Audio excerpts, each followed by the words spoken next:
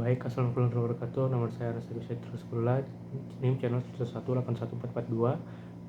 Pada saat ini saya akan menjelaskan tentang pembuatan hapusan darah tepi.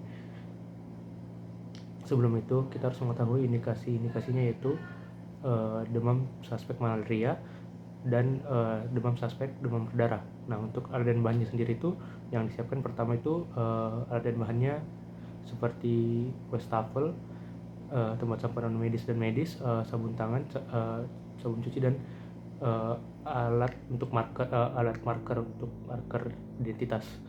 Untuk pengambilan darahnya kita sediakan kapas alkohol, lancet, dan juga kaca gelas atau kaca objek. Nah, untuk pewarnaan kremnya sendiri itu kita siapkan rak pembersih objek gelas, kemudian air dalam botol, lalu diamsa 3% dan dalam larutan fosfat buffer, dan kita sediakan etanol, inset, dan juga pipet. Kemudian pewarna mikroskop itu kita sediakan mikroskop, kemudian pembersih imersi, terus pembersih alat mikroskop, kemudian alat tulis. Baik, selanjutnya cara pengambilan sampel darah itu kita pertama cuci tangan dulu menggunakan air dan sabun. Kemudian kita beri marker pada identitas pasien pada objek gelas menggunakan spidol. Kemudian kita memakai sarung tangan. Lalu kita bersihkan jari pasien yang di bagian tengah atau manis menggunakan kapas alkohol. Kemudian kita suntik dengan lancet yang sudah steril, dan kita tekan jari pasien dan teteskan pada objek gelas. Paling minimal itu 5 mm untuk yang tetesan pertama, dan terus kita tekan kembali untuk tetesan kedua. Itu sekitar jaraknya 2 cm dari tetesan yang pertama. Kemudian kita tutup luka pasien dan tekan dengan kapas alkohol, dan lalu kita balut dengan Hansaplast. Kemudian pembuatan hapusan darah tepinya, tipis dan tebal itu kita siapkan objek gelas yang membersihkan darah pasien yang tadi. Terus kita taruh tegak lurus pada pemeriksa, lalu kita tahan menggunakan tangan kanan. Kita letakkan kita tekan di identitas pasien, terus kita tangan kiri itu untuk mendorong hapusan pakai objek gelas, objek ini dengan membentuk 45 derajat dari objek gelas yang tadi. Lalu kita dorong dan biarkan sampai darah menyebar. Lalu kita tarik lagi sampai 5 mm. Untuk yang hapusan darah yang baik itu berbentuk lidah keruncing, ujungnya semakin kecil, semakin menipis. Untuk hapusan darah tipis itu bisa identifikasi itu plasmodium dan menentukan spesiesnya, dan kita melihat sel morfologi di dalam darah tersebut, dan juga kita bisa menghitung jumlah trombosit pada pasien. Untuk hapusan darah tebal itu bisa kita melakukan cara yang sama, dan untuk ukurannya itu dari 1,5 sampai 2 cm. Lalu untuk identifikasinya itu dari hapusan darah tebal itu kita identifikasi plasmodium, identifikasi filaria, dan melihat derajat parasitemia pada darah. Baik, selanjutnya itu kita melakukan pewarnaan diemsa. Pertama kita sediakan hapusan darah yang sudah disiapkan tadi.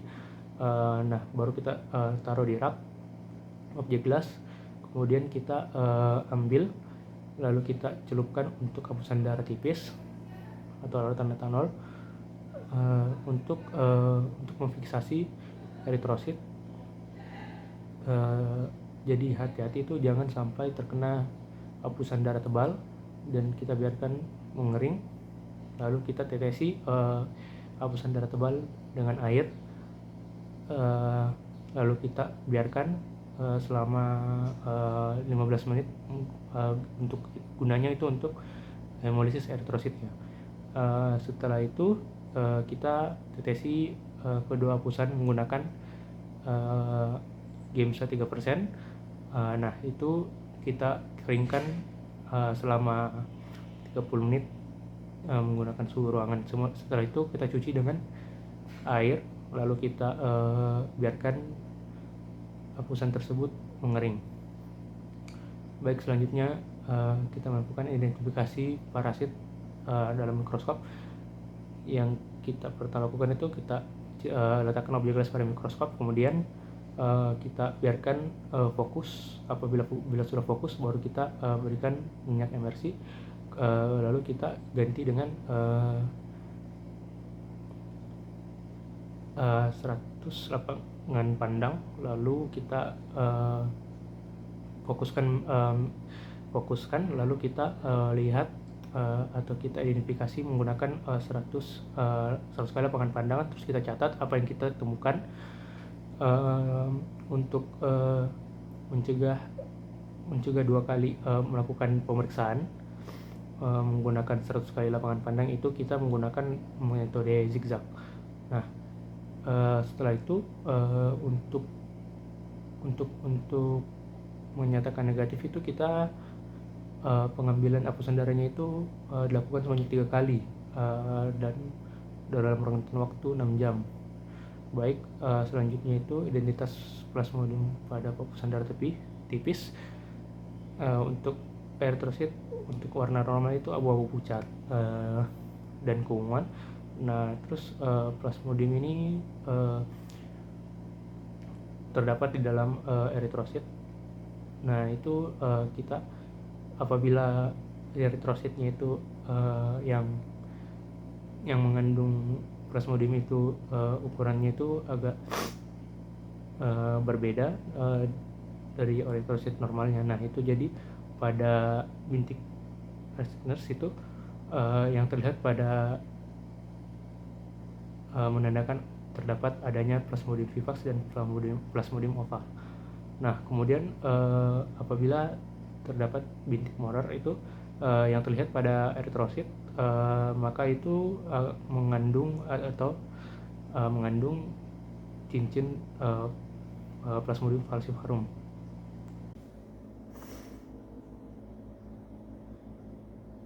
Baik, selanjutnya untuk identitas plasmodium pada hapusan darah tebal.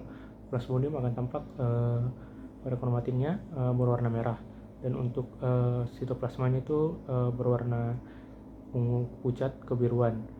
Dan juga kita harus bedakan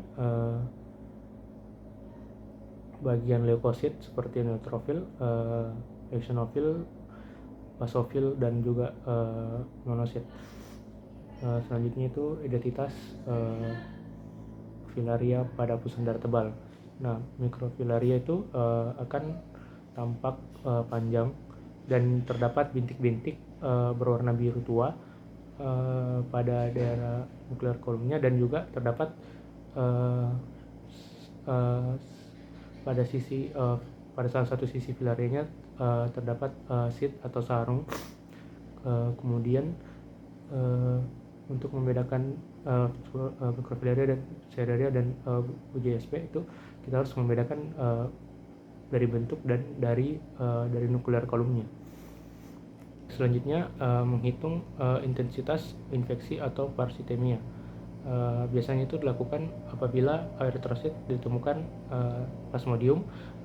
Jadi yang pertama gunanya itu untuk menentukan derajat infeksi, kedua untuk menentukan kemajuan pengobatan, dan ketiga menentukan resistensi obat. Nah, adapun metode yang digunakan itu terdapat 4 metode, yaitu dibandingkan dengan leukosit. Kemudian yang kedua menentukan intensitas infeksi secara semi kuantitatif.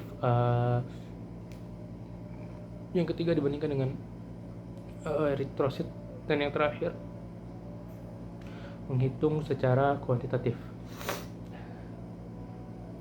Terima kasih.